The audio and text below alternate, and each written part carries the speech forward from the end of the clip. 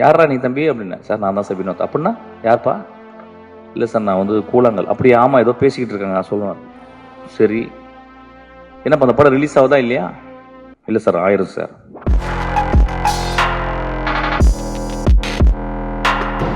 நான் கேட்குறேன் யாரா டைரக்ட் யாரா மியூசிக் அப்படின்னு. அப்படின்னா யாருமே மியூசிக் இல்லை சார். எனக்கு பயங்கர கோவம் வந்துருச்சு. பெரிய மயிர் மாதிரி பேசுகிறான். நான் மறைச்சேன். ஆஃபீஸ்க்கு வந்தோடனே அசிஸ்டன்ட்ஸ் கூப்பிட்டேன். அதே இது மாதிரி ஒருத்தனை பார்த்துட்டேன். ஒரு பொறுக்கி போய் கருப்பாக இருந்தான் ஒரு மாதிரி இருந்தான். பெரிய மயிர் மாதிரி என்கிட்ட வந்து நான் யாரா மியூசிக்னு கேட்குறேன். அவன் சொல்கிறான் யாருமே இல்லை சார் அப்படின்றான்.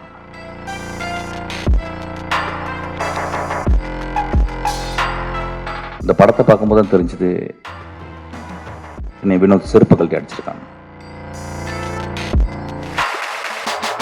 அவன் நிஜமாகவே என்னை செருப்பு கழட்டி அடித்தான். நான் எல்லாரையும் செருப்பு கழட்டி அடிச்சானா என்னை வெளியே போய் பயங்கரமாக திட்ட ஆரம்பிச்சாங்க டேரக்டர்ஸ்லாம். அது எப்படி பேசலாம், நாமளும் படம் தானே எடுத்துக்கணும், அதனால நான் மட்டும் இதை எடுத்துக்கிறேன்.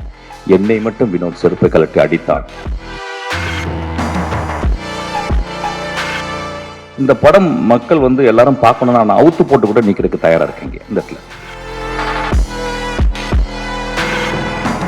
ஏன்னா சினிமா பார்க்க வர்றதே அவுத்து போட்டு ஆடுறதை பார்க்கறதுக்கு தான். சினிமாக்கு நிறைய பேர் ஆடுறது. அதாவது நான் இளையராஜா காலை முத்தமிட்டு இருக்கேன். நான் இளையராஜா காலை என்னைக்குமே தொட்டு கும்பிட்டதில்லை. நான் உதட்ட கொண்டு போய் தொடுவேன். ஆக்சுவலா சூரிய ஒரு இடத்துல மூத்திரம் அடிச்சிருக்கான், நடிக்கவே முடியாது. இந்த மாதிரி வாழ்ந்திருக்கான்.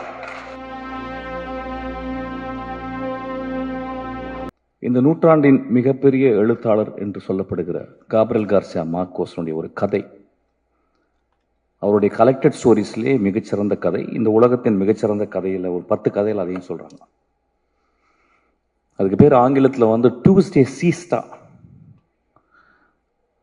அதாவது ஒரு செவ்வாய்க்கிழமையினுடைய மதிய தூக்கம் அப்படின்னு ஒரு கதை. வந்து ஒரு தாயும் அவருடைய குட்டி குழந்தை, ஒரு 6 வயசு 7 வயசு குழந்தை ஒரு ஊருக்கு போறாங்க. அந்த ஊர்ல போயிட்டு ஒரு சர்ச்சில்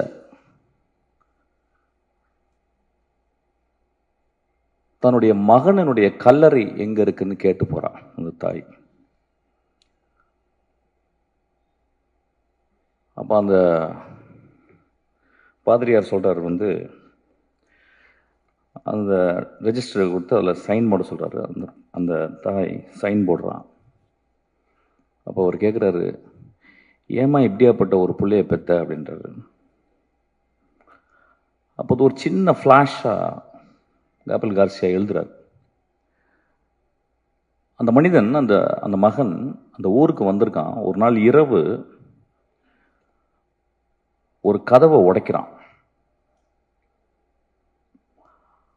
அந்த வீட்டுக்குள்ள ஒரு பெண் தனியா இருக்கிறா. அவளுக்கு தெரிஞ்சிருச்சு யாரோ ஒரு திருடன் வந்து கதவை உடைக்கிறான்னு. நல்ல மழை வேற.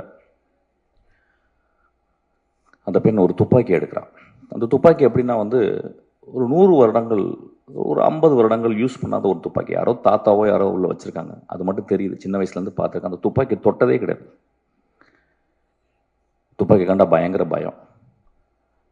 வேறு வழி இல்லாமல் உள்ளே வந்தவன் ஒரு வேளை கொன்னுறான், திருடிட்டு ஒரு வேளை கொன்னுட்டானா என்ன பண்ணுறது அப்படின்னு ஒரு பயத்தில், அவன் யாருன்னு தெரியல, அவன் துப்பாக்கி எடுத்துகிட்டு போய் அந்த கதவுக்கு நேராக நிற்கிறான். கை உதறது. சார் யாரும் பேசாதீங்க சார் ப்ளீஸ். கை உதறது. அவ அந்த கதவை உடைச்சிட்டு வந்தால் எவ்வளோ உயரத்தில் வருவான் எவ்வளோ அப்படின்ற மாதிரி அவன் வயிற்றை நோக்கி அந்த துப்பாக்கியை அப்படியே காட்டிக்கிட்டே இருக்கான். கை உதறது. அப்ப காப்ரியல் கார்சியா எழுதுறாரு, அந்த கை உதறலுக்கு காரணம் பயம், 28 வருடங்கள் தனிமை அப்படின்னு எழுதுறாரு.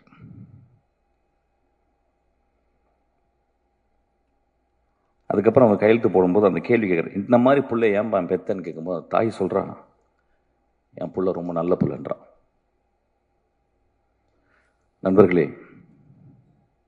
ஒரு பெரிய கேள்வி வரும், திருடனை பெற்ற தாய் எப்படி நல்ல புள்ளன்னு சொல்றா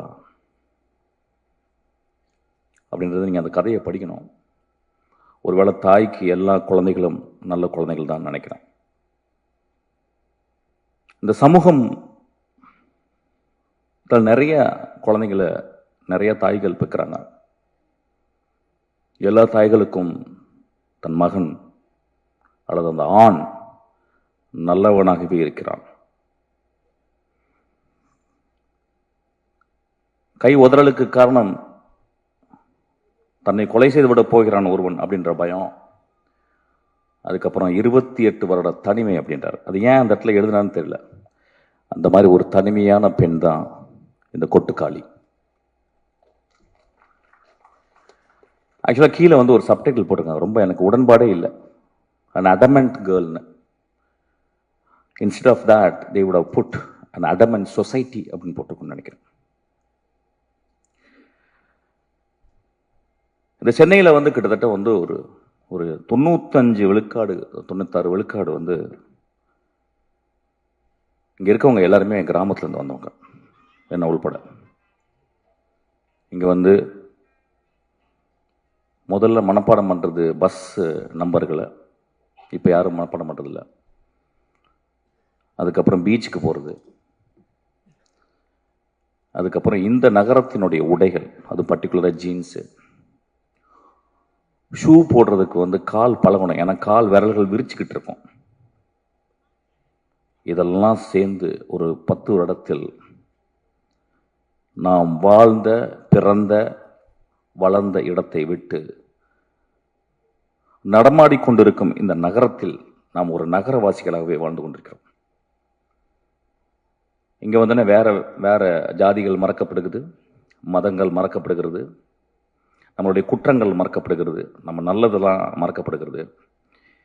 இங்க பக்கத்தில் இருக்கவன் வந்து ஒரு நெய்பர் தான், ஒரு அண்டை வீட்டுக்காரன் தான். இங்க யார் தாய் தந்தையா யாருமே பழகிறது கிடையாது. ஒரு கிராமம் அழிக்கப்படுகிறது. ஏதோ ஒருவன் அந்த கிராமத்திலிருந்து வெளியே வராமையே இருந்து கொண்டு இந்த கிராமத்தின் மூலம் இந்த உலகத்தை பார்க்கும் ஒரு தகுதி படைத்தவனாக, ஒரு மகா கலைஞனாக இருக்கிறான். ஏன்னா அவனுக்குள்ள எப்பயுமே அவனும் ஜீன்ஸ் போட்டு அவனும் ஷூ போட்டாலும் அவன் வந்து என் கிராமத்தில் இருக்க வேல்யூஸ் தான் இந்த உலகம். காப்ரியல் கார்சியா மார்க்கோஸ் சொன்ன அந்த கிராமம் தான் என்னுடைய கிராமமும் இந்த கொட்டுக்காளி வளர்ந்த கிராமமும் நம்புறான். அந்த கிராமத்தை விட்டு அவன் கடைசி வரைக்கும் வெளியே வரதே இல்லை. ஏன்னா அவனுக்கு அது ஒரு பெரிய முழுமையா தெரியுது. அப்படி முழுமையா தெரிந்த தமிழ் ஆளுமையில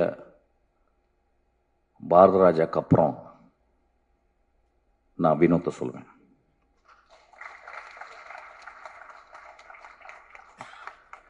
ஒரு திரைப்படம் எதுக்காக எடுக்கப்படுது அப்படின்னா, நிறைய பேர் என் அசிஸ்டன்ட் கேட்பேன், எதுக்குடா, எனக்கு தெரிஞ்சு 250 அசிஸ்டன்ட் என்னை விட்டு போயிருக்காங்க. ஒரு வருஷத்துக்கு கிட்டத்தட்ட ஒரு 3000 அசிஸ்டன்ட் டைரக்டருக்காக வர்றவங்களை நான் சந்திக்கிறேன். கொஞ்சம் கூட சோம்பேறித்தனம் படாமல் அவங்கள்ட்ட வந்து கேட்குறேன், எதுக்குப்பா நீ சினிமாவுக்கு வர்ற அப்படின்னு. அது இன்வேரியபிளாக என்ன ஆன்சர் இருக்கும் அப்படின்னா, சார் நான் சாதிக்கணும் சார், ஏதாவது ஒன்று பண்ணணும் சார் நான் அப்படின்னு தான் சொல்லுவான். அந்த கிட்டத்தட்ட எல்லா வெர்ஷன்ஸும் ஒரே மாதிரி இருக்கும். இல்லை சார் என்கிட்ட ஒரு கதை இருக்கு சார், நான் ஒன்று பண்ணணும் சார். இப்படி தான் இருக்கும். அப்படி தான் நானும் வந்தோம், லிங்குசாமி வந்திருப்பாரு, சங்கர் சார் இப்படி தான் வந்திருப்பாரு, எல்லாருமே மணிரத்னம் எல்லாருமே இப்படி தான் வந்திருப்போம். இங்க வினோத் ஒருவேளை என்கிட்ட அசிஸ்டண்டா வந்தா, ஏன்டா வினோத் என்கிட்ட வந்த அப்படின்னு கேட்டா அவன் இந்த ஆன்சர் சொல்லியிருக்க மாட்டான். சார் இந்த உலகத்தை என் கதை மூலியமா மாத்தணும் சார் அப்படின்னு வந்திருப்பான்னு நினைக்கிறேன். இந்த கதை மூலம் தமிழ்நாடையே மாத்திருக்கான். எப்பயுமே சொல்லுவாங்க, நான் ரொம்ப பொங்கி பேசுவார், ரொம்ப எக்ஸாஜரேட் பண்ணி பேசுவார், ட்ராமாட்டிக்காக தான் பேசுவார் அப்படின்னா நான் எப்பொழுதுமே அது ஒரு சத்தியமாக எடுத்துக்கிறேன். ஒரு மேடையில் வந்து பேசும்போது அடுத்த வார்த்தை என்னன்னு எனக்கு தெரிஞ்சுட்டா நான் வந்து இந்த சமூகத்தை நான் நெருப்பை ஊற்றி கொளுத்துறேன்னு அர்த்தம். நான் மேடையில் பேசும் பொழுதாவது என் நாக்கில் உண்மை தவழ வேண்டும் என்று நான் நினைக்கிறேன். ஏன்னா வீட்டில் நிறைய பொய் பேசுகிறோம். மேடையை விட்டு கீழே இருக்கிற நண்பர்கள்ட்ட நிறைய பொய் பேசுகிறோம், ப்ரொடியூசர்கிட்ட நிறைய பொய் பேசுகிறோம், நடிகர்கள்ட்ட நிறைய பொய் பேசுகிறோம். இந்த மேடையில் உண்மை பேச மட்டுமே நான் வந்திருக்கிறேன். அவ்வளவு தைரியத்தையும் நெஞ்சுரத்தையும் என்னுடைய ரத்தத்தை கொதிப்பு நிலையும் கொண்டு வந்தது இந்த படம்.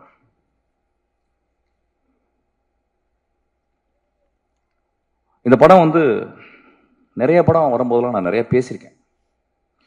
ஃபார் எக்ஸாம்பிள் வழக்கு எண் வந்து பேசும்போது இதே மேடையில் நான் வந்து ரொம்ப பயங்கரமாக பேசினேன். பயங்கரமாக பேசினேன்னா ரொம்ப கோபமாக பேசினேன். சமூகத்தையே நான் வந்து என்ன இப்படி பண்ணுறீங்க அப்படின்னு பேசினேன். அப்போ அன்றைக்கி வந்து நிறைய இதே மேடையிலால் என்னை கேலி செய்கிறாங்க, நான் பார்த்துருக்கேன்.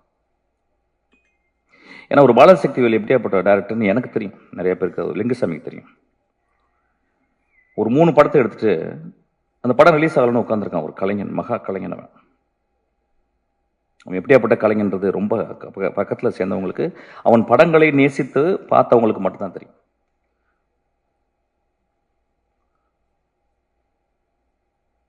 இந்த படத்தில் இது எதுக்கு கொட்டுக்காளின்னு வச்சான்னு தெரியல, எனக்கு நிறைய மீனிங் என்னமோ போகுது. நான் ஒரு ரொம்ப நாளைக்கு முந்தி சிவகார்த்தியனுடைய படத்தில் ஒரு பூஜை அன்னைக்கு ஒரு நாள் ஒரு சாப்பாடு சாப்பிட்டு இருக்கும்போது பக்கத்தில் ஒருத்தன் வெள்ளை சல்லை வெள்ளை பேண்ட் போட்டு ஒரு கிராமத்தில் இருந்த ஒரு பையன் மாதிரி உட்காந்துருந்தான். அறிமுகப்பட்டினான். யாரா நீ தம்பி அப்படின்னா. சார் நான் தான் சார் வினோத். அப்படின்னா யார்ப்பா? இல்லை சார் நான் வந்து கூழாங்கல். அப்படியே ஆமாம் ஏதோ பேசிக்கிட்டு இருக்காங்க நான் சொல்லுவேன். சரி என்னப்பா அந்த படம் ரிலீஸ் ஆகுதா இல்லையா? இல்லை சார் ஆயிரும் சார். ஓ அப்படியா, சரி. என்ன பண்ண எடுக்கிற, அடுத்து என்ன பண்ண போகிறேன்? இல்லை சார் நான் ஆரம்பிச்சிட்டேன் சார். நான் சொல்கிறேன் கொஞ்சம் மெதுவாக எடுப்பான்னு வாயை எடுக்கிறேன், கொஞ்சம் மெதுவாக. இல்லை சார் நான் படம் ஆரம்பிச்சிட்டேன் நான். அப்படியே யாருப்பா மியூசிக்கு? பாருங்கள் எவ்வளோ ஒரு ப்ரோக்ராம்டு வே ஆஃப் ஆஸ்கிங் ஒரு சேட்டிங் வித் அனதர் டேரக்டர். நான் கேட்குறேன் யாரா மியூசிக்கு அப்படின்னு. அப்போ சொன்னால் யாருமே மியூசிக் இல்லை சார். எனக்கு பயங்கர கோவம் வந்துருச்சு. பெரிய மயிர் மாதிரி பேசுகிறான். நான் மறைச்சேன். அப்புறம் நான் வந்துட்டு வீட்டு ஆஃபீஸ்க்கு வந்தோடனே அசிஸ்டன்ட்ஸ் கூப்பிட்டேன். இது மாதிரி ஒருத்தனை பார்த்துட்டேன், ஒரு பொறுக்கி போய் கருப்பாக இருந்தான், ஒரு மாதிரி இருந்தான், பெரிய மாதிரி என்கிட்ட வந்து நான் யாரா மியூசிக்னு கேட்குறேன். அவன் சொல்கிறான் யாருமே இல்லை சார் அப்படின்றான். அப்படிலாம் எடுத்துடாதீங்கடா அப்படின்னு நான் ஏதோ நல்லது சொல்கிற மாதிரி நான் அசிஸ்டன்ட்ஸ்க்கு சொன்னேன். இந்த படத்தை பார்க்கும்போது தான் தெரிஞ்சுது என்னை வினோத் செருப்பு கழட்டி அடிச்சிருக்காங்க. நல்ல டைட்டில் கிடைச்சிருச்சு ஆக்சுவலி இன்னைக்கு. அவன் நிஜமாகவே என்னை செருப்பு கழட்டி அடித்தான். நான் எல்லாரையும் செருப்பு கழட்டி அடிச்சானா என்னை வெளியே போய் பயங்கரமாக திட்ட ஆரம்பிச்சாங்க டேரக்டர்ஸ்லாம். அது எப்படி பேசலாம், நாமளும் படம் தானே எடுத்துருக்கணும், அதனால நான் மட்டும் இதை எடுத்துக்கிறேன். என்னை மட்டும் வினோத் செருப்பை கழட்டி அடித்தான். இந்த விழாவுக்கு வரும்போது நான் காலையில் மனசு பேசினேன். ஏன்னா இப்போ நான் 2 படம் பார்த்துட்டேன். ஒன்று மாரியுடைய வாழை பார்த்துட்டேன். அது ஒரு வாரம் பைத்தியமாக இருந்து அன்றைக்கி நைட்டு ஃபுல்லாக பைத்தியமாக இருந்து ஃபுல்லாக எழுதி அசிஸ்டன்ட் டேரக்டர்லாம் தூங்காமல் உட்காந்து ஒரு 3 பேஜில் ஒரு லெட்டர் எழுதி வரும் நம்ம நாளில். இப்போ அதுக்கு முடிச்சு அந்த பைத்தியம் முடியுன்னு தீர்றதுக்குள்ளேயும் இந்த பைத்தியம், இது பைத்தியம் இல்லை, இது பேயே பிடிச்சிச்சு எனக்கு.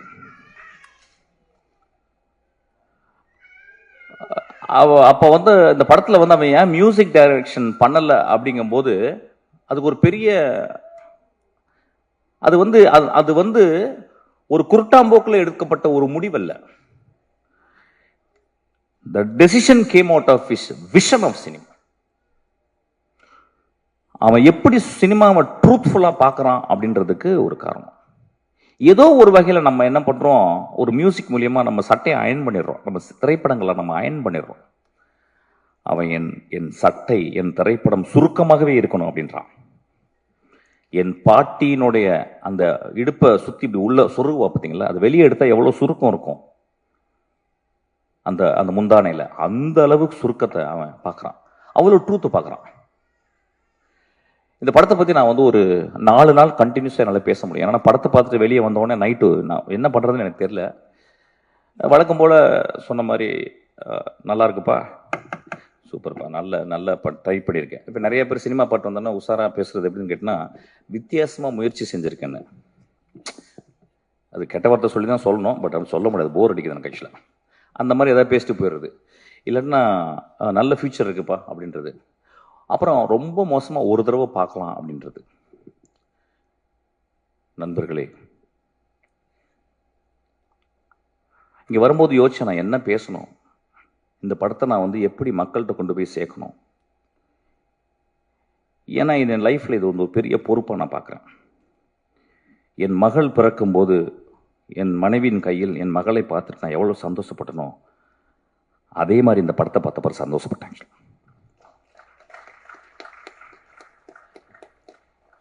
இந்த படத்தை பற்றி மக்கள்கிட்ட கொண்டு போய் சேர்க்கறதுக்கு என்னன்னா, நிறைய பல்ட்டி குட்டிக்காரனெல்லாம் அடிச்சாச்சு. யூஸ்வலாக நான் நிறைய பேசியிருக்கேன்.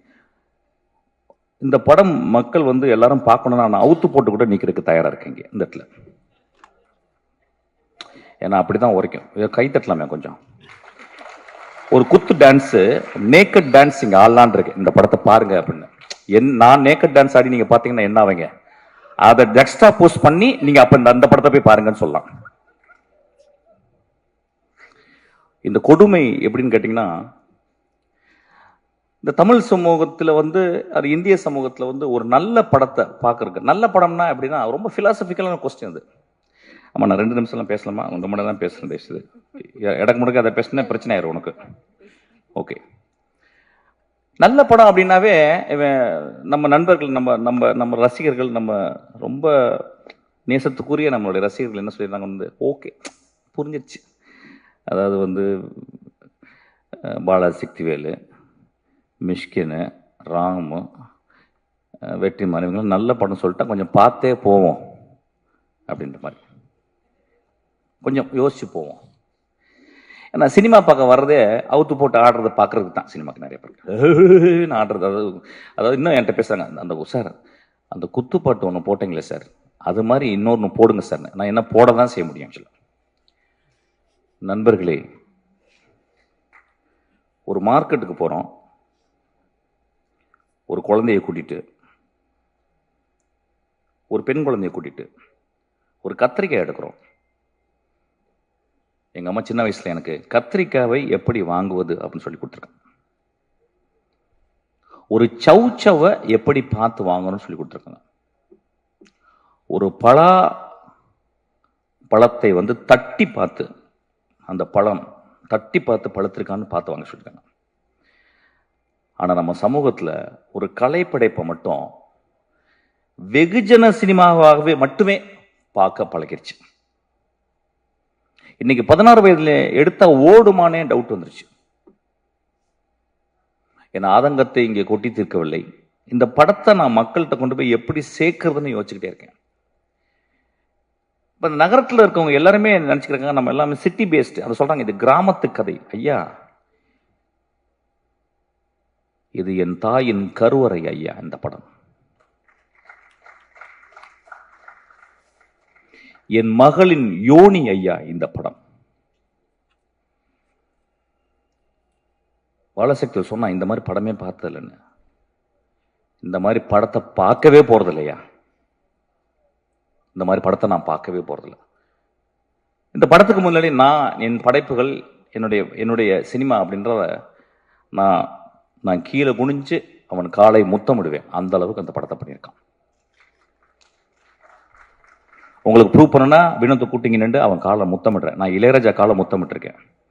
நான் இளையராஜா காலை என்னைக்குமே தொட்டு கும்பிட்டதில்லை. நான் உதட்ட கொண்டு போய் தொடுவேன். ஆக்சுவலாக 2வது மனிதனாக இளையராஜாக்கு அப்புறம் அவன் கால்களை நான் முத்தமிடுவேன்.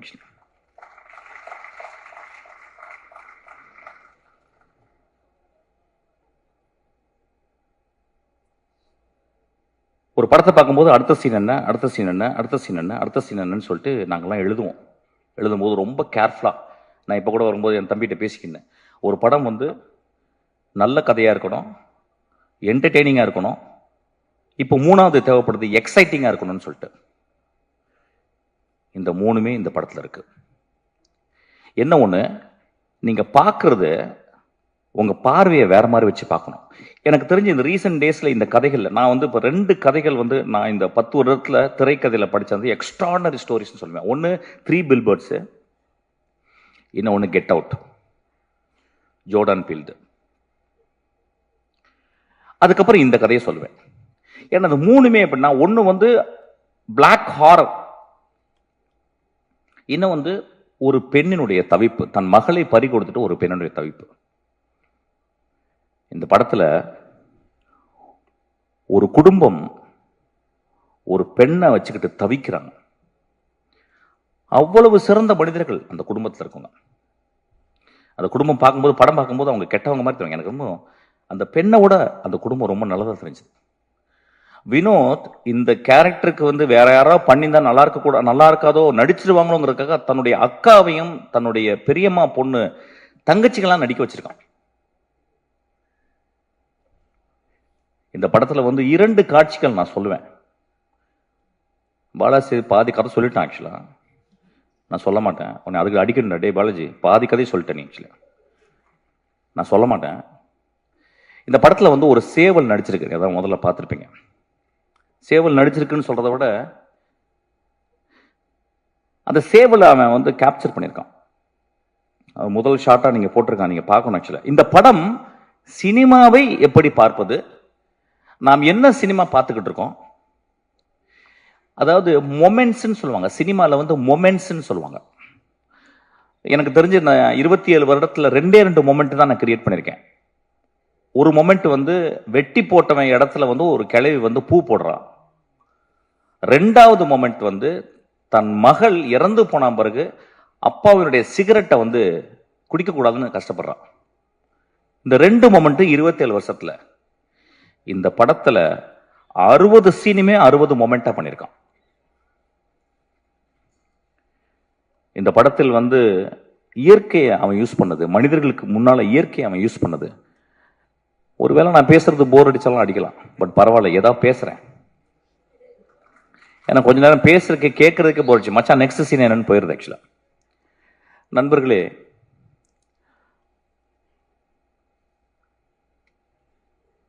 ஒரு நல்ல கதை, ஒரு நல்ல கதாசிரியர் தோற்கப்படுவதில்லை, சமூகத்தால் கொலை செய்யப்படுகிறான்.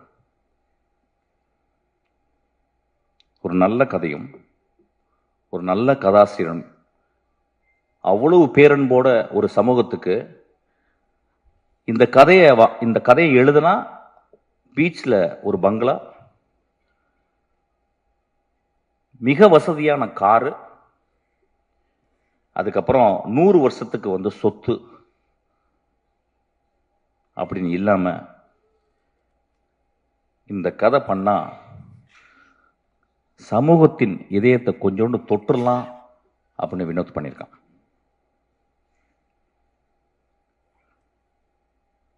இந்த படத்தை வந்து பத்திரிகைக்காரங்க எல்லா படங்களுடைய திறப்பு வாசல்களை திறந்து வைக்கிறது பத்திரிக்கையாளர் தான். அவங்க படம் வந்து பார்ப்பாங்க. பார்த்துட்டு எனக்கு தெரிஞ்சு எல்லா நல்ல படங்களையும் அவங்க வந்து ஆறத்தழுவி முத்தம் கொடுத்துருக்காங்க. இந்த படத்துக்காக வினோத்துக்கு இந்த பத்திரிகையாளர்கள் கோயில் கட்டணும்னு நான் கேட்குறேன். இந்த சமூகம் ஒருவேளை அவன் கொலை செய்து விடலாம். அந்த கொலையிலிருந்து தப்பிக்க வச்சது சிவகார்த்திகேயன். சிவகார்த்திகேயன் ஒரு லீடிங் ஆக்டர், கடுமையான உழைப்பாளி. சிவகார்த்திகேயனால இந்த படத்தில் நடிக்க முடியாது. ஏன்னா ஒரு மிகப்பெரிய ரசிகர்கள் கூட்டம் வந்துருச்சு. ரசிகர்களை சந்தோஷப்படுத்துவது ஒரு பெரிய கடமையாச்சு. ஆனா அந்த குழந்தை, அந்த பையன், நான் மிகச்சிறந்த படைப்பு பண்ணணும்னு ஆசைப்பட்டு கூழாங்கல்ல பார்த்தவொடனே, தம்பி இந்த படத்தை நான் தான் பண்ணுவேன்னு சொல்லியிருக்கான். அதுக்காக அந்த தம்பிக்கு ஒரு கோயில் கட்டணும். சிவகார்த்திகனுக்கு ஒரு குழந்தை பிறந்திருக்கு. சிவகார்த்திகனுக்கு இன்னொரு குழந்தையும் பிறந்திருக்கு. அதுதான் கொட்டுக்காளி. இந்த படத்தில் நடித்தவர்கள், அந்த அனா பென் ஒருத்தர் நடிச்சிருக்கா. தெரியல, தமிழ்ல இருக்க பெண்ணுங்கள்லாம் இப்பெல்லாம் நடிக்கவே வரதில்லை நல்ல படங்களுக்கு. சார் எனக்கு 2 பாட்டு இருக்கா, 3 டான்ஸ் இருக்கா, தௌபா தௌபா தௌபான்னு அப்படின்னு ஏதாவது டான்ஸ் ஸ்டெப்பு, ஹூக் ஸ்டெப் வைக்கிறதுக்கு இருக்கான்னு பார்ப்பாங்க. அப்போ தமிழில் பொம்பளைங்களே கிடையாது. அப்போ இங்கேருந்து போயிட்டு பஸ் ஏறி போயிட்டு ஆனபெல்னு ஒரு சிறுக்கியை பிடிச்சிட்டு வந்திருக்கான். ஆக்சுவலாக ஒரு பேய் அரக்கி. அவ எத்தனை வார்த்தை பேசியிருக்கான்னா 1.5 வார்த்தை பேசியிருக்கான்னு நினைக்கிறேன். ஒரு பாட்டு வர பாடிட்டா அதுக்கு அடி, ஒரே அடி. சூரி போட்டு ஒரு மணி நேரம் அடி என்ன அடிக்கிறான் போட்டவள. இந்த சமூகம் அப்படித்தானே இருக்கு. ஒரு பெண் பாடக்கூடாதுல்ல. ஒரு எக்ஸ்ட்ராடனரி பெர்ஃபார்மன்ஸ். அநேகமாக இந்த வருஷத்தினுடைய நேஷனல் அவார்டு அந்த குழந்தைக்கு கிடைக்கணும்னு நான் வந்து ஆசீர்வாதம் பண்றேன். அதுக்கப்புறம் சூரியனுடைய எவல்யூஷன் கேரக்டர் ஆர்க். நான் சினிமாவில் தான் கேரக்டர் ஆர்க் பார்த்துருக்கேன். ஒரு கதையின் கதாநாயகன் ஃபர்ஸ்ட் சீனில் வந்து மோசமாக இருப்பான், கடைசி சீனில் ஒரு பெரிய மகானாக இருப்பான். ஃபர்ஸ்ட் சீனில் மகானாக இருப்பான், கடைசி சீனில் வந்து கொடுங்கோலனாக மாறிடுவான். இது வந்து கேரக்டர் ஆர்க்கு. இது சினிமாவில் தான், சாரி, கதைகளில் தான் நடக்கும். நிஜ வாழ்க்கையிலே சூரிக்கு நடந்திருக்கு. ஒரு கமெடியனாக உருவாகி இன்னைக்கு ஒரு உலகம் போற்றும் ஒரு நடிகனாக மாறியிருக்கான். நான் அன்னைக்கு நைட்டு இரவு உட்காந்து பேசினேன். என்னடா மகனே நீ இப்படி, எங்கடா உனக்கு ஏதாவது அருள்கிருள் வந்துருச்சா, இல்லை காதல ஏதாவது உனக்கு ஏதாவது ஒரு அசரீரி கேட்டுச்சா? உன் வாழ்க்கையில இப்படியாப்பட்ட முடிவுகள் எடுத்து இப்படி நீ வேகமா அப்படியே வெற்றிமாறன், அப்படியே கருடன், அப்படியே ராம், இன்னைக்கு ஒரு எக்ஸ்ட்ராடனரி. எனக்கு தெரிஞ்சு இன்னைக்கு தமிழ் சினிமாவின் மிக முக்கியமான 2 நடிகர்கள் நான் சொல்லுவேன் வந்து விஜய் சேதுபதியும் சூரியன் நான் சொல்லுவேன். ஆக்சுவலாக நான் விஜய் சேதுபதி ஒர்க் பண்ணேன், 67 நாட்கள் ஒர்க் பண்ணேன். ஒரு நாள் கூட எங்கள் 2 பேருக்கு ஒரு சின்ன உராய்வு கூட ஏற்படல. அந்த குழந்தை அவ்வளவு கண்ணியமாக, அவ்வளவு மேன்மையாக நேசித்து ஒரு கேரக்டர் நடிச்சிருக்காங்க இந்த படத்தில். சூரிய அதே மாதிரி தான்.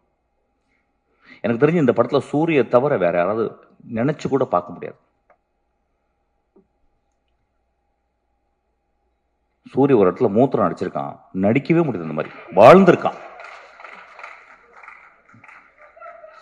அதுக்கு வினோத் அந்த கேமராவை பக்கத்தில் எட்டு போறான். அப்படியே அவன் மூத்திரம் அடிக்கிறதுக்கு போய் பக்கத்தில் போயிட்டு நான் பயந்துட்டேன், கீழே கேமரா டில் டவுன் பண்ணிட போறான்னு பார்த்தேன். ஆசையும் வருது டில் டவுன் பண்ணி பார்க்கலாம் அப்படின்னு சொல்லிட்டு.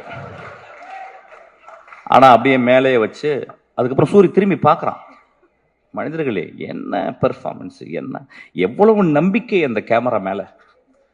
முதல் சீனை வந்து அவன் கிட்டத்தட்ட ஒரு 4 நிமிஷம் கேமரா எட்டு போயிட்டு ஒரு அம்மா குளிச்சுட்டு அதை தலையில தண்ணியை தொளிச்சுட்டு தன் மகள் இப்படி பண்ணிட்டாலே, மகள் இப்படி பண்ணிட்டேன்னு அவள் கோயிலுக்கு போறத வந்து ஒரு extreme long shot. I think இந்தியாவில் ஒரு லாங்கஸ்ட் ஷாட்டா கூட இருக்கும்னு நினைக்கிறேன்.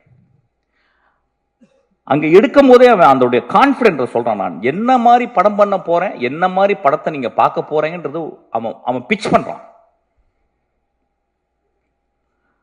இந்த படத்தை பத்தி இன்னொரு தருணத்துல நிறைய பேசலாம். ஏன்னா இங்க வந்து மொத்தமே 4 டைரக்டர்ஸ் தான் வந்திருக்கோம். நான் வந்து ரொம்ப நேரம் டைம் எடுத்துக்கூடாது, நிறைய பேசுவேன், என்னால் பேச முடியும். So Soori has given an extraordinary. அதாவது இந்த படத்துக்கு அப்புறம் சூரியை நம்ம எப்படி பார்க்கலாம்னா, ஒரு இந்தியாவின் ஒரு மிகச்சிறந்த ஆக்டரை நம்ம பார்க்கலாம். அது ஏன் சொல்றேன்னா, அந்த அளவுக்கு அந்த கேரக்டர் அவன் மண்ணில இருந்து, அந்த வெறுங்கால்ல இருந்து நான் பார்த்தேன். சூரிய செருப்பு போட்டுக்கான, செருப்பு போடாம அவன் அப்படியே அதுக்குள்ளே ஒரு அதான் சொன்னாங்க, ஏதோ அந்த டீட்டெயில் வந்து காலு அதை வந்து சூரிய சொன்னதான் நல்லது, சூரிய சொன்னதான் அது நல்லா இருக்கும். ஆக்சுவலி எப்படி அதை நடிச்சா அந்த குரலுக்காக. நான் அந்த கழுத்துல இது பண்ணிட்டு பார்க்கும்போது நான் ஒரு இடத்துல ஒத்து பார்த்தேன், இந்த இடத்துல கழுத்து நரம்பு வந்து புடைக்குது. ஸோ நடிக்கலை அந்த இடத்துல. He took so much of sincere and truthfulness to exhibit something extraordinary. கேள்விப்பட்டேன் வந்து கூழாங்கல் பார்த்த உடனே சூரி விரட்டி போயிருக்கான். ராம் என்கிட்ட சொன்னான். ஆனா கிட்டத்தட்ட டெய்லி 2 தடவை ஃபோன் பண்ணி, ராமண்ணா கொஞ்சம் வினோட்ட சொல்லுங்க, அடுத்த படம் எந்த படமா இருந்தாலும் அதுல ஒரு சின்ன கேரக்டராக நடிக்கிறேன், அதுக்காக சூரிக்கு நம்ம எல்லாம் கிளாப் பண்ணுவோம். அதாவது ஒரு கலைஞன் இன்னொரு கலைஞனை தேடி ஒரு சீனாவும் நான் நடிக்கணும்னு சொன்னா பாருங்க, அவன் ஒரு பெரிய மேதை தான். அவன் பெரிய மேதை தான் அவன். நண்பர்களே, இந்த படத்தை பத்தி நான் நிறைய சொல்ல முடியும். ஆனா I am not very sure how far I can talk. ஒரு மிகப்பெரிய அனுபவம். இந்த படம் வந்து ஒவ்வொரு குடும்பமும் போய் பாருங்க. அதாவது மோசமான படங்களை சில படங்களை நம்ம பார்க்கிறோம், மோசமான காட்சிகளை நம்ம குழந்தைகளை கொண்டு போய் காட்டுறோம், மோசமான படங்களை இந்த இளைஞர்கள் போய் பார்க்குறாங்க. அதெல்லாம் பார்க்கலாம், தப்பு கிடையாது. அது ஒரு ஆர்ட், போர்னோகிராஃபியும் ஒரு ஆர்ட் தான். அது யாரால எடுக்கப்படுறதுன்ற பொறுத்து. ஆனா இந்த படம் இந்த தமிழ் சமுதாயத்தை, எனக்கு தெரிஞ்சு இதை விட ஒரு பொலிட்டிக்கலான படம் தமிழ்ல வந்திருக்கான்னு எனக்கு தெரியல. இதை விட ஒரு பொலிட்டிக்கலான படம், அந்த ஏரியா நான் பேச வேணான்னு யோசிக்கிறேன். ஏன்னா இங்க பொலிட்டிக்கல் படம்ன்றது வேற வேற கருத்துக்களோட உலாவுது. ஆனா ரொம்ப அமைதியா ஒரு பொலிட்டிக்கல் படத்தை, மோஸ்ட் பவர்ஃபுல் பொலிட்டிக்கல் ஃபிலிமை வினோத் அசால்ட்டா எடுத்திருக்கான். நண்பர்களே, நான் மீண்டும் கேட்குறேன், இந்த படத்தை நீங்க எல்லாரும் பார்க்கணும். பத்திரிகையாளர் இந்த படத்தை பத்தி மேன்மையை எழுதணும். இந்த பத்திரிகையாளர்களுடைய மனசாட்சி நான் சொல்லுவேன். இந்த படத்தை நான் தேவராஜெல்லாம் நான் பார்த்தேன். 25 வருடம் நான் பார்க்குறேன் தேவராஜா. சினிமாக்காவே வாழ்ந்து ஒரு கலைஞனாக, அதாவது ஒரு பத்திரிகையாளனாக இல்லாமல் ஒரு கலைஞனாகவே வாழ்ந்துருக்கேன். இப்போ நான் என் தம்பியை பார்த்தேன். அவன் எனக்கு குழந்தை வந்துருச்சன்னா அப்படின்னு சொன்னான். உங்களுக்கெல்லாம் பெரிய தர்மம் இருக்கு இந்த படத்தை பற்றி. இந்த படத்தை பற்றி நான் என்ன சொல்றேன், நான் சேலஞ்ச் பண்றேன். இந்த படத்தை பற்றி ஏதாவது ஒரு நெகட்டிவ் பேசுங்க. இந்த படத்தை கொண்டு போய் சேர்க்க வேண்டியது உங்க கடமை. ஐயா, இது உங்க தாய் மடி ஐயா. இந்த மடியை நீங்க தான் பத்திரமா பார்த்துக்கணும். நான் ரசிகர்கள், சினிமாவை நேசிக்கும் ரசிகர்கள், ஒவ்வொரு தடவையும் சினிமா ரசிகர்களால், அந்த தாயுள்ளம் கொண்ட ரசிகர்களால் கண்டுபிடிக்கப்பட்ட மகா ஆளுமைகள் தான் பாரதராஜா, மணிரத்னம், பாக்யராஜ், பாலச்சந்தர், பாலா, வெற்றிமாறன், ராம், பாலாஜி சக்திவேல். இவங்கெல்லாம் மகா உன்னதமான படைப்புகளை கொடுத்து மக்களுடைய அங்கீகாரம் பட்டு நீங்க தொட்டில் போட்டு தாளாட்டி இன்னைக்கு இவ்வளவு பெரிய ஆளா இருக்கிறாங்க. அந்த மாதிரி தங்கத்துல ஒரு தொட்டில் கட்ட வேண்டிய என் குழந்தை வினோத். கடைசி விவசாயி பார்த்துட்டு நான் அவ்வளவு கஷ்டப்பட்டேன். தியேட்டர்ல 4 பேர் தான் இருந்தாங்க. ஒரு மகா உன்னதமான படைப்பு அது. அதுக்கு கேட்டா என்ன சொல்றாங்க, ஏன் சார் ஃபாஸ்டா இல்லைன்றாங்க. ஐயா, ஏன் ஒரே நாளில் குழந்தை பிறக்கக்கூடாது? ஏன் இயற்கை 10 மாசம் ஒரு தாயை சுமக்க வச்சுச்சு? ஏன் என்னுடைய பாட்டி மெதுவாக நடந்து போகிறாள்? என் தந்தை இப்ப போன வாரம் இறந்து போனார். கை அப்படியே அவர் அந்த பாடியை குளிப்பாட்டும் போது நான் பார்த்தேன். அப்படி கையெல்லாம் சோம்பி போயிருந்துச்சு. அப்படியே அந்த குளிக்கல வைக்கும்போது நான் அப்படியே பார்த்துக்கிட்டே இருந்தேன். அந்த மண்ணை அள்ளி போடும்போது அந்த வாய்க்குள்ள தான் போச்சு. என்னை முத்தம் கொடுத்த, என்னை பார்த்து எப்பொழுதும் புன்னகை புரிந்த அந்த வாய்க்குள்ள அந்த மண்ணு போனதை நான் பார்த்தேன். நான் பார்த்த உலகத்தில் என் வாழ்நாளும் மிக முக்கியமான ஷாட்டா அதை நான் பார்க்குறேன். நான் சொல்றது கொஞ்சம் கூட வெக்கப்படல. அந்த மாதிரி ஒரு 600 ஷாட்ல மொத்தமே 150 ஷாட் இருக்கும். உண்மையும் தெய்வத்தன்மையும் தாய்மையும் கொண்ட படம் தான் அந்த படம். தயவு செய்து கைவிட்டுறாதீங்க. சும்மாவது போய் பாருங்க. ஒரு சிகரெட் ஒரு சிகரெட் பாக்கெட் எவ்வளோப்பா? சிகரெட் பாக்கெட் இன்னைக்கு கிங்ஸ் தெரியாது, நீ அடிக்க மாட்டியா? நீ மனுஷனே கிடையாது. யார் எவ்வளோ ஒரு சிகரெட் பாக்கெட்டு? 200 rupeesங்க ஒரு சிகரெட் பாக்கெட்டு. ஒரு சிகரெட் பாக்கெட்ல 20 சிகரெட் இருக்கா? 10 இருக்கு. 10 நாள் போச்சுன்னு அர்த்தம் உங்களுக்கு. 10 சிகரெட் கொடுத்தா 10 நாள் போச்சு. நான் சிகரெட் நிப்பாட்டினேன். இப்ப 10 நாள் ஜாஸ்தி ஆயிடுச்சு. இப்ப ஒரு குவார்டர் அது 150 ரூபாயிலிருந்து 200 ரூபாய். அது 1 வருஷம் போச்சு. இதுக்கெல்லாம் செலவு பண்றோம்ல. சாமிக்கு போய் நம்ம அவ்வளோ செலவு பண்றோம், அவ்வளோ உண்டியல் காசு போடுறோம், அவ்வளோ டொனேஷன் கொடுக்குறோம்ல. வினோத் தான் என் சாமி. அவன் எடுத்தது தான் கடவுள். தயவு செய்து போய் பாருங்க. நண்பர்களே, இந்த வாழ்க்கை ரொம்ப அலாதியானது. இந்த வாழ்க்கையில் நம்ம என்னெல்லாம் முடிஞ்ச வரைக்கும் நல்ல விஷயங்கள் பண்ணுறோம் அப்படின்றது ரொம்ப முக்கியம். அதில் ஒரு நல்ல விஷயந்தான் கொட்டுக்காலை நீங்கள் போய் தரிசிக்கிறது. எல்லாருக்கும் வணக்கம். மிஷ்கின் பேசினதுக்கப்புறம் எனக்கு எங்கே ஆரம்பிக்கிறதுனே தெரியல. மிஷ்கின்லேருந்தே ஆரம்பிக்கிறேன். மிஷ்கின் இஸ் ரொம்ப ஒரு எமோஷ்னலான பர்சன். அவர் பிடிச்சிருந்தா அவ்வளவு கொண்டாடுவார். அண்டு அவர் செலிப்ரேட் பண்ணுறதுக்கு எந்த விதத்துலேயும் குறைவில்லாத ஒரு படம் தான் Kottukkaali. Vinoth is a very very very special filmmaker. இந்த ஜெனரேஷனுடைய, இன்னைக்கு இருக்கிற யங் ஜெனரேஷனுடைய தமிழ் சினிமாவின் அடையாளமாக இன்டர்நேஷ்னல் லெவலில் இருக்கிற ஒரு film maker. There are other film makers also. ஆனால் வினோத்துக்கு ஒரு அட்வான்டேஜ் என்னன்னா, வினோதோட ப்ரெசன்ஸ் மெயின் ஸ்ட்ரீம்லையும் இருக்கு, மெயின் ஸ்ட்ரீம்லையும் தெரியுது. அதுக்கு காரணம் இந்த ப்ரொடக்ஷன் ஹவுஸ், சிவகார்த்திகேயனுடைய சப்போர்ட் அண்ட் சூரி மாதிரி ஒரு மெயின் ஸ்ட்ரீம் ஆக்டர். அவர் இன்னைக்கு கதை நாயகனாக இருக்கிறாரு, அது இல்லை. அது இல்லாமலுமே கூட அவர் ஒரு mainstream actor, popular actor. அவர் இந்த மாதிரியான ஒரு படத்துக்குள்ள இருக்கணும்னு விரும்பி வர்றது வினோதுக்கு ஒரு பலமாகவும் அதே நேரத்தில் சவாலாகவும் இருந்திருக்கும் இந்த கதை பண்ணும்போதுன்னு நான் நினைக்கிறேன். பிகாஸ் இந்த மாதிரியான வாழ்க்கைக்கு மிக நெருக்கமான ஒரு படத்தை பண்ணும்போது வணிக ரீதியான அல்லது வியாபாரத்தில் இருக்கிற நடிகர்களோ தயாரிப்பாளர்களோ இருக்கும்போது அவங்களுக்கான சில தேவைகள் இருக்கும், அந்த டிமாண்ட்ஸ் இருக்கும். அதையும் மனசில் வச்சுக்கிட்டு தனக்கு நெருக்கமான ஒரு படத்தையும் பண்ணுறது பெரிய சேலஞ்ச். வினோத் 2 படம் பண்ணியிருக்காரு. 2 படமுமே இன்டர்நேஷ்னலாக பல ஃபிலிம் ஃபெஸ்டிவல்ஸில் போய் பேசப்படுற, ரொம்ப கொண்டாடப்படுற படங்களாக இருந்திருக்கு. 2 படமுமே அப்படிதான்.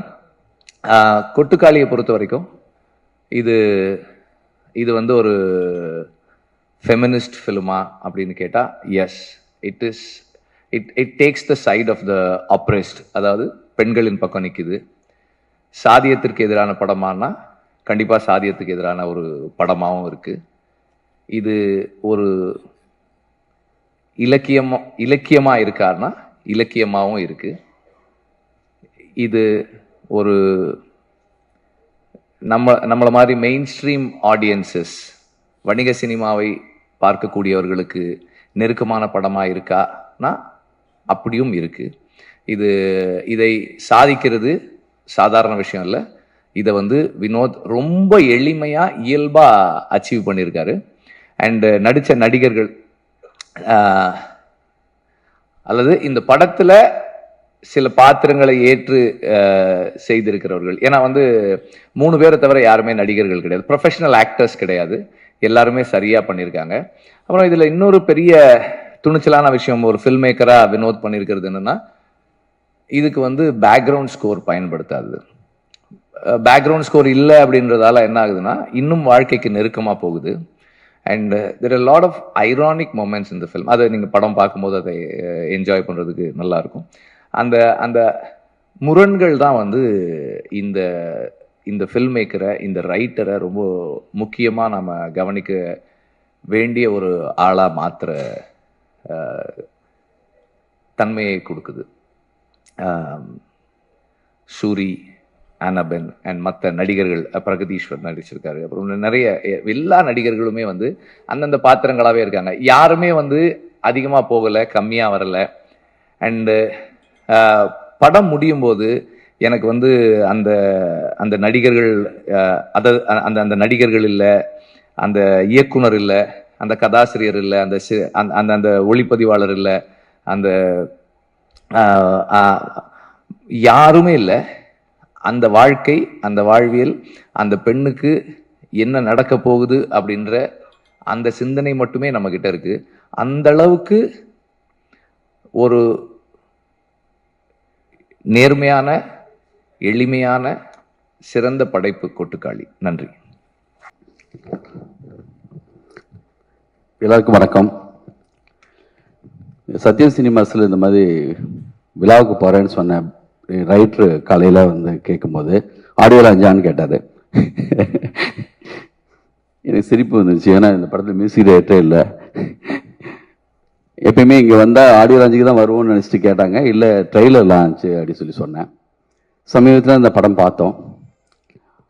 அதாவது ஒரு 5 பேர் வந்து நாங்கள் அசிஸ்டன்ஸு சரண் சார் ஒரு 5-6 பேர் வந்தோம். படம் பார்த்துட்டு ஆஃபீஸ் போனதுக்கு பிறகு அடுத்த நாள் ஒவ்வொருத்தரும் உள்ளே வரும்போதும் தூங்கவே இல்லை சார். நானும் தூங்கவே இல்லையா? ஒவ்வொருத்தரும் அதே தான் சொல்கிறாங்க. போஸ் வந்தார். அவனா படம் நல்லா இருக்கா? என்ன மாதிரி படம்? என்ன மாதிரி படம்னா அதுக்கு உதாரணம் சொல்கிறதுக்கு காதல் மாதிரி இருக்குமா? வழக்கெண்ணா இல்லை வேற சேதா, பைசைக்கிள் தீவ்ஸா, உலகம் மொத்தமாக இருக்கிற என்னென்னமோ நல்ல படம்லாம் உதாரணம் கேட்டாலும் எந்த படத்தையும் சொல்ல முடியல. ஏன்னா இது எது மாதிரியும் இல்லை.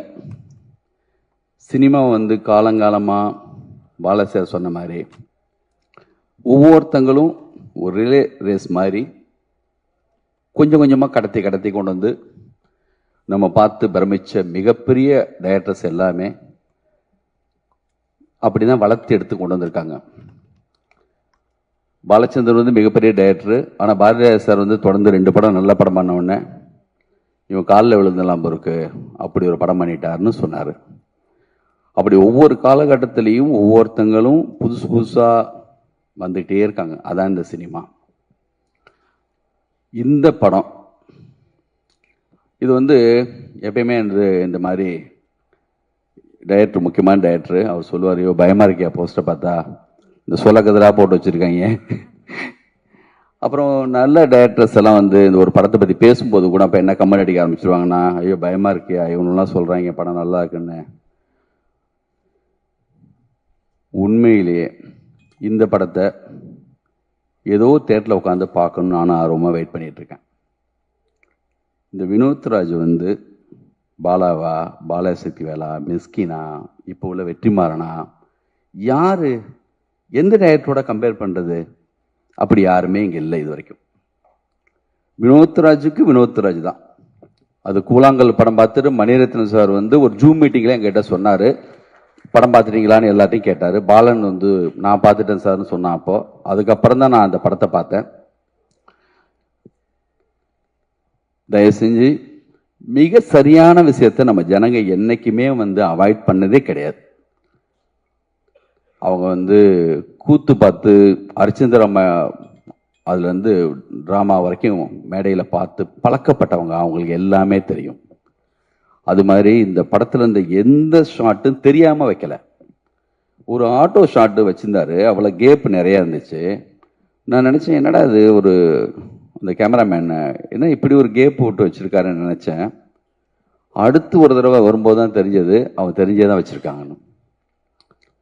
பிசி ஸ்ரீராம் சார் படம் பார்த்துட்டு அடுத்த நாள் மாஸ்டர் பீஸ்ன்னு போட்டிருக்காரு இந்த படத்தை. இந்த படத்தை வந்து நான் பாலசக்தி சாருக்கு வந்து காதல் பண்ண வேண்டியது நான் அப்போ பண்ண முடியல. வழக்கேன் படம் அப்போ நான் எடுத்தேன். அது என்னுடைய லைஃப்பில் வந்து மிக முக்கியமான விஷயம் நினைக்கிறேன். அவர் மிக முக்கியமான ஆள் பாலாஜி சார். நான் சென்னைக்கு வந்தப்போ அவர் ரூமுக்கு தேடி போகிறப்போ அவர் முத எனக்கு கதை சொன்னப்பெல்லாம் இந்த படம் என்ன இருக்கோ அந்த மாதிரி தான் கதை சொல்லுவார் அவர். அதுடைய முயற்சியில் தான் அவர் ஒர்க் பண்ண படம்லாம் பார்த்தா சூரியன், ஜென்டில்மேன் இந்த மாதிரி படம் வேலை பார்ப்பாரு. ஆனால் கதை சொல்கிறப்ப மட்டும் அந்த சவுண்டோடு சொல்லுவார். முத ஒரு ரூமுக்கு போகிறப்ப வெங்காயம் வெட்டிட்டே என்ற ஒரு கதை சொல்கிறார். சாமுராய் கதையே வந்து நானா பட்டேகர் இல்லாட்டா மோகன்லால் மாதிரி ஒருத்தர் பண்ணுறான்னு. இந்த பார்த்த படம் இருக்குல்ல, இந்த படத்தில் எப்படி சவுண்டு அந்த எடிட்டர் அந்த கட் பண்ணியிருக்காங்களோ டைரக்ட் பண்ணியிருக்கா அப்படியோ அந்த மாதிரி சொல்ல ஆரம்பிச்சார். ரேடியோ ஓடி இருந்துச்சு, சின்னதாக சவுண்டு, அதை ஆஃப் பண்ணிட்டு வந்து உட்காந்து வெங்காயம் வெட்டிட்டு என்கிட்ட கேட்டார், நீ பாம்பே போயிருக்கியாடான்னாரு. போனதில்லை சார்னு. விடு, நானும் போனதில்லை சொல்லிட்டு ஆரம்பித்தார். இந்த படத்துடைய ஓப்பனிங்கடா, துன் துன் துன் துன் துன் ஒரு ஸ்ட்ரீட்டில் கேட்குற அந்த சத்தம் தள்ளி கேட்கும் பார்த்தியா, அப்படியே லேசாக அதை சொல்ல ஆரம்பிக்கிறப்பே ஒரு பொண்ணு வாயில் ஒரு நெல்லிக்காய், அவர் கதை சொல்ல வராது, அவர் எடுக்கிறவர், அவர் சொல்ல ஆரம்பிக்கிறப்ப அப்படி இருக்கும். எனக்கு ஆசையாக இருக்கும், என்னடா இப்படி சொல்கிறாரு, நம்மளுக்கெல்லாம் இது வருமா? மகாநதி படம் பார்த்து நாங்கள் 2 பேரும் அப்படி பேசியிருக்கோம். ஒவ்வொரு காலகட்டத்திலையும் ஒரு படம் வரும். அப்படி ஒரு படம் இப்போ வந்திருக்கு. சூரி அந்த கழுத்தில் அப்படி போகிறது வந்து அந்த படம் அவருடைய இன்ட்ரடக்ஷன் இருக்கும்.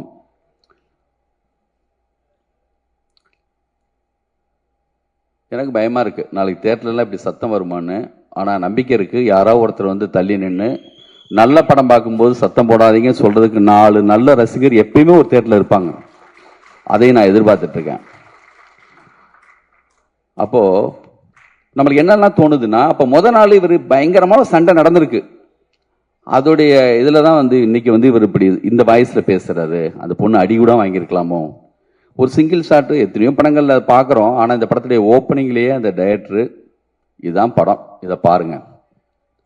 சினிமாவுடைய மாபெரும் மிகப்பெரிய விஷயமே டைட்டானிக் பார்க்கும்போது டைட்டானிக் பார்ப்போம், ஒரு காக்காம்பட்டை பார்க்கும்போது காக்காம்பட்டை பார்ப்போம். அது அந்த இருட்டில் லைட் ஆஃப் பண்ணதுக்கு பிறகு அது நடக்கிறது மேஜிக், ஒரு டைரக்டருடைய ஒரு ஆளுமை.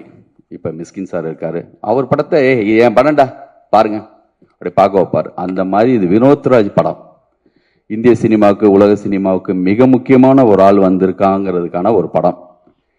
அது வந்து இதை எடுத்த சிவகார்த்திகேயன் அவர்களுக்கு என்னுடைய மிக முக்கியமான, இந்த மாதிரியான நீ கண்டினியூவாக செய்யுங்க, இந்த மாதிரி ஆட்கள் இப்போ இல்லை, தயவு செஞ்சு செய்யுங்க, உங்களுக்கு மிகப்பெரிய ஒரு மரியாதை இது மூலமாக வரும். சூரியும் சரி, விடுதலை மூலமாக வெற்றிமாறன் கரெக்டாக ஒரு சேனல் மாற்றி விட்டுருக்காரு, கண்டினியூ ஆகுது வாழ்க்கையில். கருடன் மிகப்பெரிய வெற்றி. இந்த படத்துக்கு ஓப்பனிங் வரும். இந்த படத்தை தேட்டரில் உட்காந்து 100% ரசிப்பாங்க நம்பிக்கை எனக்கு இருக்குது. அது புதுசு தான், புது அனுபவம் தான். நம்ம போய் தேட்டரில் பார்க்குறப்ப தெரியும், இது அனுபவம் பார்ப்பாங்கன்னு நம்புகிறேன் நானும். எனக்கும் புதுசு தான், எல்லாருக்குமே அது புதுசு தான். ஜனங்க தான் அதுக்கு வந்து நீங்கள் நினச்சிங்கன்னா என்ன மாதிரியானமா ஒரு உலகத்தை. இப்போ என்ன ஆகுதுன்னா, அப்போல்லாம் சாரி ஒரு சில வார்த்தைகள் சொன்னதுனால கொஞ்சம் கூட போகிறேன், என்னால் முடியலை. இந்த படம் பார்த்ததுலேருந்து அப்படி தான் இருக்குது. இப்போ எல்லாருக்குமான கண்ணாடியை ஆல்ரெடி யாரோ ஒருத்தவங்க மாட்டி விட்டுறாங்க. புழு கண்ணாடி மாட்டி விட்டா அந்த மூடோட தான் போறான். இந்த சாங் நல்லா இல்லைன்னு எல்லாம் பேச ஆரம்பிச்சா நல்லா இல்லை, கேட்கறது கூட கிடையாது, நல்லா இல்லையாமே. அந்த கண்ணாடியை நம்ம நினைச்சா நல்லதாகவும் மாட்டி விட முடியும். தயவு செஞ்சு இதில் கெஞ்செல்லாம் தேவையில்லை. இது யார்ட்டுமே நான் வந்து சொன்ன இந்த பதிவு போடும்போது, இந்த படம் பார்க்கணும்னா உங்களுக்கு கொடுத்து வச்சிருக்கணும். யார்ட்டுமே இந்த படத்தை பாருங்கன்னு சொல்லி யார்ட்டுமே கெஞ்சணும் அவசியமே இல்லை. தரமான ஒரு வேலை செஞ்சிருக்காரு, அதுக்கான மரியாதை கண்டிப்பாக வரும். இந்த படம் சம்பாரிச்சு கொடுக்காதுன்னு நினைக்க வேணாம். இதோடைய ஒர்த்து என்னங்கிறது வந்து உங்களுக்கு படம் ரிலீஸுக்கு பிறகு தெரியும், விமர்சனங்கள் வந்ததுக்கு பிறகு. மாபெரும் விலைக்கு இந்த படம் போகும். இந்த படத்துடைய ஹீரோயின் நேரடியாக பார்க்கும்போது அந்த அடையாளமே இல்லை, அப்படி பண்ணியிருக்காங்க. அந்த படத்தில் நிறைய இருக்கு, பக்கம் பக்கமாக இந்த படத்தை எழுதலாம். பாலச்சந்தர் வந்து காதல் படம் பார்த்துட்டு பாலசக்தி சாருக்கு ஒரு லெட்டர் எழுதினார். அது மாதிரி ஒவ்வொரு இயக்குனரும் இந்த படத்துக்கு வந்து அத்தனை பக்கம் பக்கமாக எழுதி அவருக்கு அனுப்பலாம். கூடியவிரைவில் இன்னும் மிக முக்கியமான இயக்குநர்கள் இந்த படத்தை பார்ப்பாங்க. இது வந்து இந்திய சினிமாவில் உலக சினிமாவுக்கே ஒரு அடையாளமான ஒரு படம். இந்த படத்தில் வேலை பார்த்த எல்லாருக்கும் என்னுடைய வாழ்த்துக்கள். நன்றி, தேங்க்யூ.